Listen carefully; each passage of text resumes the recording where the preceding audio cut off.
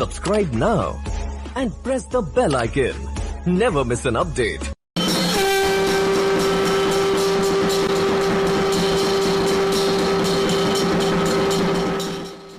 80% Hindu community की दुकानें हैं। यहाँ पे हिंदू लोगों को कमोडेट करने वाला कोई नहीं है। और तालीम हासिल करना उनकी ख्वाब यानी ख्वाब ही नहीं दे सकते, जॉब तो दूर की बात है।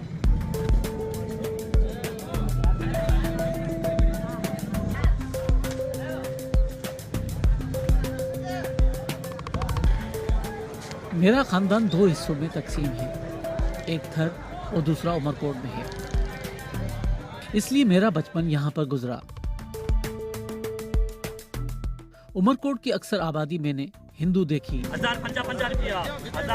जो देहात में किसान थी और शहरों में ये दुकानदार। इस तरह मईशत पर इनकी गिरफ्त होती थी। यहाँ की सब्जी मंडी कयाम पाकिस्तान से कबल सिर्फ हिंदू मालिक कम्युनिटी चलाती थी, लेकिन अब सूरत-ए-हाल तब्दील है। प्रेम माली मंडी के साबिक सदर हैं। इनका ये आबाई काम है। पहले जैसे पार्टीशन के वक्त में, जैसे इंडिया पाकिस्तान पार्टीशन, उसके बाद में मालियों के पास थी 25-30 साल।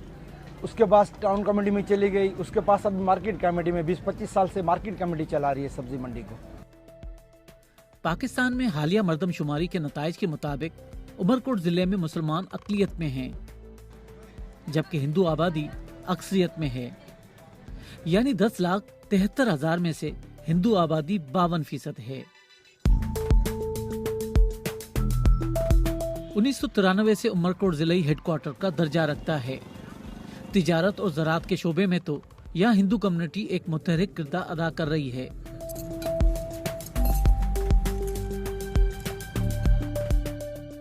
लेकिन सरकारी मुलाजमतों में इनका हिस्सा इंतहाई कम है। उमरकोट टाउन कमेटी में टोटल 209 मुलाजिम हैं, जिनमें से 40% हिंदू कम्युनिटी से ताल्लुक़ रखते हैं। उनमें भी अक्सरियत सैनिटरी वर्कर्स की है। शहर के जो दीगर सरकारी महकमे हैं, उनमें भी सूरत-ए-हाल कुछ मुख्तलिफ नहीं। वहाँ पर या तो हिंदू कम्युनिटी के लोग हैं ही नहीं, अगर हैं तो इंतहाई कम हैं। सरकारी नौकरियों में हिस्सा न मिलने की एक वजह तालीम की कमी है। उमरकोट उन अजला में शामिल है जहाँ तालीम की शरह काफ़ी कम है। इसका नुकसान गरीब आबादी को सबसे ज्यादा देखना पड़ रहा है, जिसकी अक्सरियत हिंदू है। जो माइनॉरिटी की जो मेजॉरिटी यहाँ पर है, उनमें से जो लोअर तबके की यानी कि शेड्यूल कास्ट की यहाँ पर मेजॉरिटी है, वो यानी कि गुर्बत की लकीर के नीचे से रह रहे हैं। सो ये तालीम हासिल करना ख्वाब ही नहीं दे सकते, जॉब तो दूर की बात है। और यहाँ की मेजॉरिटी जो माइनॉरिटी की है यानी कि हिंदू कम्युनिटी की है, उनका कोई सियासी लीडर नहीं है इलेक्टेड। इस वजह से सियासी अमल दखल जो जॉब से है वो यानी कि ज़्यादा होता है। इस वजह से ये डिस्ट्रीब्यूशन वो भी सियासी बिना के ऊपर होती है। जनरल ज़ालक ने जुदागाना इंतखाबी निज़ाम लागू किया, जिसके मुताबिक हिंदू समेत तमाम अक़लियतें आम नशिस्तों से इलेक्शन नहीं लड़ सकती थीं। इस तरह अक़लियतों को मेन स्ट्रीम सियासत से दूर कर दिया गया। लेकिन बाद में जनरल परवेज मुशर्रफ ने इस निज़ाम का खात्मा किया। लेकिन इन 20 सालों में हिंदू मेजॉरिटी जिले उमरकोट में आम नशिस्तों पर एक भी माइनॉरिटी उम्मीदवार कामयाब नहीं हुआ। उमरकोट में सूबाई असेंबली की 3 और कौमी असेंबली की 1 नशिस्त है, तो इसमें हिंदुओं की जो नुमाइंदगी है ये किस कदर है? आइए इस सवाल का जवाब तलाश करें।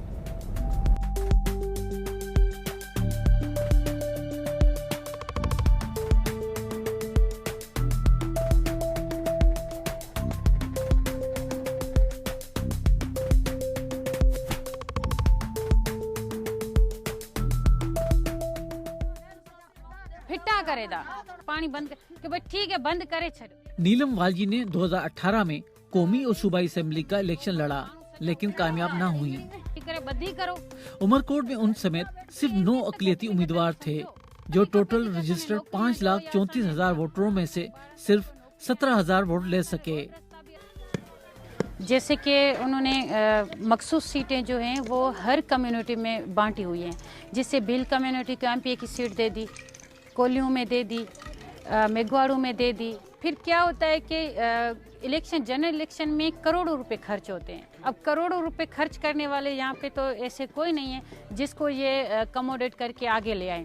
वहाँ पे वोट कास्टिंग होती हिंदू जाति की है, लेकिन उसके बावजूद हिंदू जाति का कोई नुमाइंदा नहीं होता है, सिवा इसी वजह से कि उनको एक मखसूस सीटों से नवाजा गया है। फिर वो एक झूठी प्रेजेंटेशन के जरिए हिंदू जाति को पेश किया जाता है।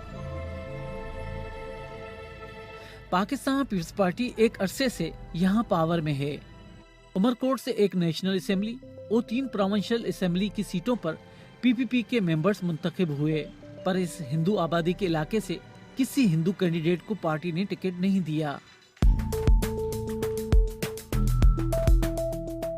तो सवाल यह है कि ऐसा क्यों है? कराची वापसी पर मैंने पीपल्स पार्टी सिंध के सदर निसार खोड़ो से यही पूछा। माइनॉरिटी यानी नॉन मुस्लिम कम्युनिटी कहाँ ज्यादा बसती है, उनके लिए अक्सर सोचा जाता है कि वहीं वो सूट करेंगे।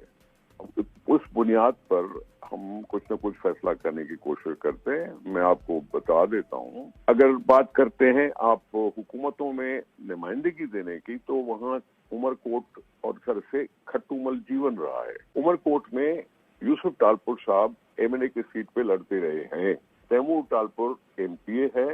डिपेंड करता है कि अगर यूसुफ टालपुर साहब जीत जाते हैं माइनॉरिटी के बलबूते पर, उनकी सपोर्ट के साथ, तो यूसुफ टालपुर भी हमारा पार्टी का सीनियर आदमी है, सीनियर है, उसका कदों काठ है, उसकी आवाज में दम है। इस तरह से हमने उमरकोट को कंपनसेट किया, इस तरह से कंपनसेट किया कि हमने उनको एडवाइजर बना दिया खट्टूमल को। उमरकोट की इक्तदारी सियासत में हिंदू कम्युनिटी का हिस्सा नहीं, गुर्बत भी है और पसमानदगी भी। ऐसे में इनके पास क्या ऑप्शन है? उमरकोट के करीब हाल ही में एक नया गांव आबाद हुआ है, जिसकी सूरत-ए-हाल काफी बेहतर है, लेकिन ये बेहतरी किस तरीके से आई, आप खुद भी देख लें। बाप बेटे रल-कुदूस के नाम से आमीन। सलाम है मरियम, फुर फजल, खुदावन तेरे साथ है। वही लिबास, वही रहाइश का अंदाज, लेकिन अब ये लोग हिंदू नहीं बल्कि क्रिश्चियन हैं। उमरकोट डिस्ट्रिक्ट में ऐसे 3 गांव हैं जो पहले लोग हिंदू थे और अब ये क्रिश्चियन हैं। ये जो लोग यहाँ रह रहे हैं कभी किसी प्रॉपर्टी के मालिक नहीं रहे, लेकिन अब ये उनकी अपनी जमीन और घर हैं। उनके बच्चे मिशनरी स्कूल में पढ़ते हैं और साथ में चर्च में इबादत करते हैं। क्रिश्चियन मिशनरी ने मजहब तब्दीली के बाद उन्हें ये सहूलियात फराम की। पहले नानी बनी क्रिश्चियन, उसके बाद फिर नाना बना, नाना के बाद फिर हमारी अम्मी अबू मासी मामा अली वो सब बनी क्रिश्चियन। अभी यहाँ पर भी पहले दादाजी बने थे इनके, उसके बाद हम लोग सब उनके पीछे आ रहे हैं।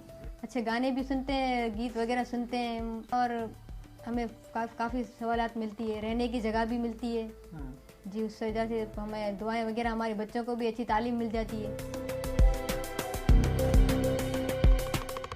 उमरकोट के एक तरफ राजस्थान का मारवाड़ और दूसरी तरफ वादी मेहरान है। मुनफरद जियोग्राफी के साथ ये पाकिस्तान में हिंदू कम्युनिटी की पहचान है, जहां उन्हें बहुत हद तक मजहबी और कल्चरल आज़ादी है। लेकिन क्या तेजी से बदलते हालात में ऐसा एक बड़े अरसे तक जारी रह पाएगा?